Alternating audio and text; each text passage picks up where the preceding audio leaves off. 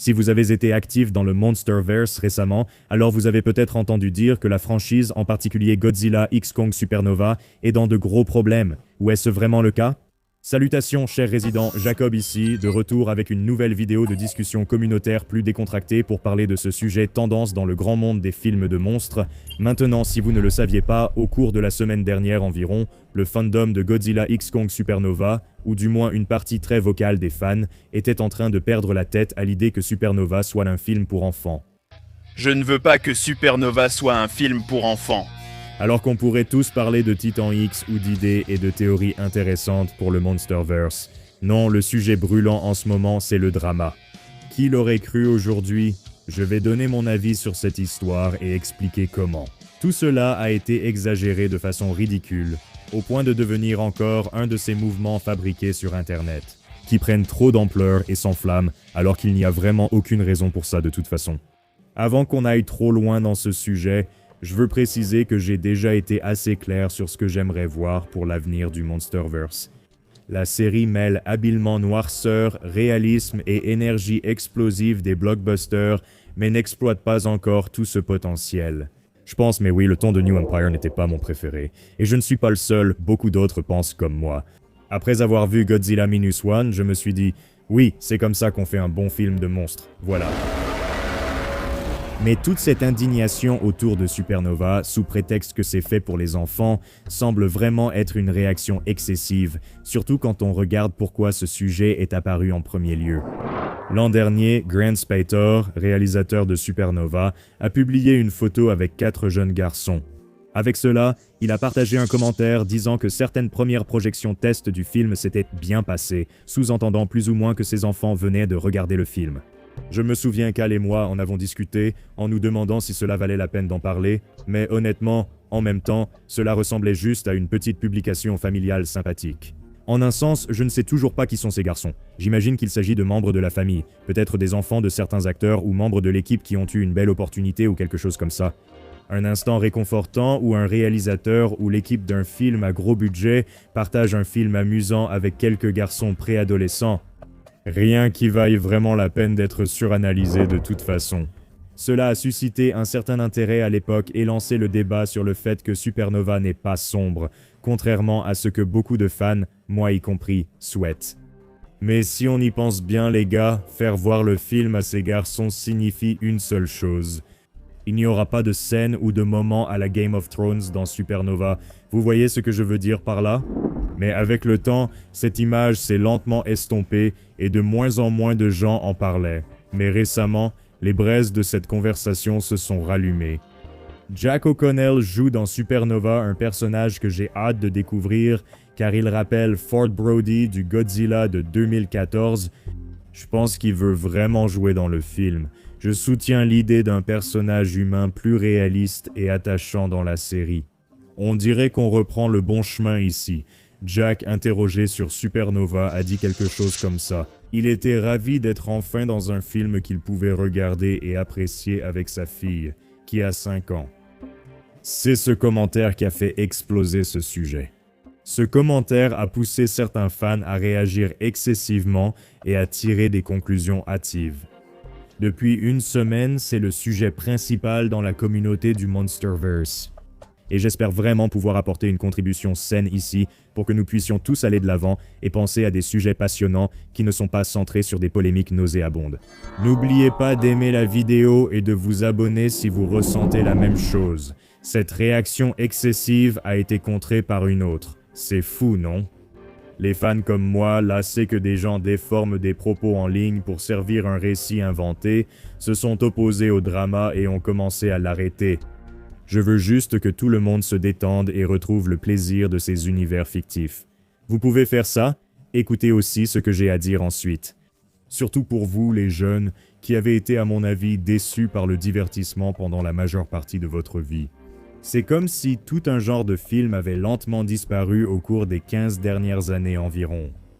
Le genre des blockbusters lourds, sérieux, sans super-héros, destinés aux adultes, mais appréciés par toute la famille, même les enfants de 5 ans.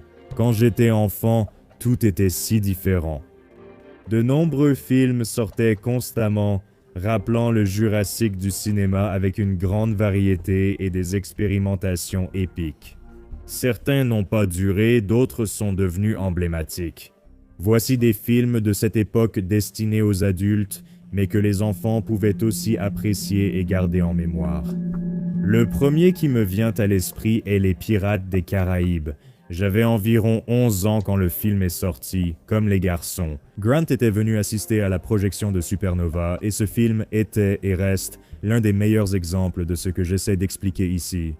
Il possède toutes les petites bizarreries amusantes et les moments familiaux d'un blockbuster, mais au fond, c'est une histoire très sérieuse et sombre où la mort est une variable constante.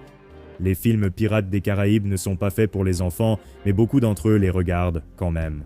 Ce qui donne des chiffres au box-office qui éclipsent la plupart des films actuels lorsqu'on tient compte de l'inflation. La franchise La Momie et ses suites ou spin-offs en sont aussi un excellent exemple. Pas pour les enfants, mais beaucoup de jeunes les ont aimés. Place à un peu d'histoire, je sais que vous aimez. Je me souviens vaguement de ma première fois devant Les Dents de la Mer à 5 ans. Aujourd'hui, je n'ai pas tenu 15 minutes devant ce film avant de sursauter et de me cacher, mais c'était différent. C'était tellement intense que j'avais l'impression de voir des gens réellement dévorés vivants. Peut-être parce que les requins existent vraiment, contrairement aux créatures du Monsterverse, ce qui les rend encore plus terrifiants. Ce n'est probablement pas quelque chose qu'un enfant de 5 ans devrait regarder, mais à peu près à la même époque, j'étais assez grand pour regarder un autre film de monstres dont vous avez peut-être entendu parler. Un petit film appelé Jurassic Park. Jurassic Park est la référence absolue. Un dieu des films pour adultes, mais que les enfants peuvent aussi regarder d'une certaine façon. Il n'avait pas la terreur réaliste des Dents de la Mer, car on sait que les dinosaures ont disparu. Pourtant, Jurassic Park m'a effrayé jusqu'à l'adolescence. C'était quand même quelque chose qu'un enfant pouvait regarder sans en être affecté négativement, je pense. On peut même retrouver des interviews de 1993 où des enfants parlent de ce qu'ils ont ressenti après avoir vu le film. Et tant que j'y suis, à tous ceux parmi vous qui sont plus âgés que moi et qui étaient enfants à l'époque, quand Jurassic Park est sorti et que vous avez pu aller le voir, moi j'avais à peine 1 an donc je n'y suis pas allé, désolé. Pourquoi les plus âgés ne nous dites-vous pas quel âge vous aviez et ce que vous avez ressenti en voyant Jurassic Park pour la première fois? Ce serait sympa d'entendre vos histoires. Donc, si Jurassic Park est l'exemple parfait, un film à la fois très sombre et sérieux. Mais un enfant pourrait aussi aimer cela. Donc, débattre si Monsterverse et Supernova sont adaptés aux enfants paraît, je ne sais pas, un peu ridicule. Jurassic Park n'est même pas classé R. Or, Jack disait justement qu'il pouvait enfin emmener sa fille voir un de ses films classés R. Il a précisé que Supernova n'est pas classé R, contrairement à ses derniers films. Depuis qu'elle est en vie, Sinners et 28 ans plus tard, ses films récents comptent parmi les plus notables. Il était aussi dans le deuxième 300, ce que j'ai trouvé cool. Donc Pirates des Caraïbes, La Momie, Jurassic Park. Ceux-ci, parmi d'autres, illustrent parfaitement des films au ton plus sombre appréciés par un large public d'enfants. Et c'est exactement ce que Supernova pourrait être aujourd'hui. Est-ce qu'il est probable qu'il garde certaines des ambiances trop colorées du Nouvel Empire? Le carton-titre l'affirme, mais ce n'est pas Barney et ses amis. Ce ne sera pas Godzilla -1, et c'est très bien ainsi. Cela n'empêche pas un film du Monsterverse d'adopter les tons et ambiances de Pirates ou Jurassic Park, où tout le monde de 85 à 5 ans pourrait en profiter, et ça c'est vraiment génial. Ce film pourrait finalement donner à ce nouvel empire l'impression de sauver le soldat Ryan, ce qui me ferait vraiment me sentir idiot. Mais il est plus probable que nous aurons un film qui correspond davantage à ce que nous voulons tous, pour la plupart. C'est un bon compromis entre les films Monsterverse plus légers d'Adam Wingard et le ton sombre de Godzilla 2014 sur Skull Island, mais ce n'est qu'un espoir fou. J'espère que cette vidéo axée sur la communauté vous a plu. C'est agréable de vous parler plus personnellement parfois.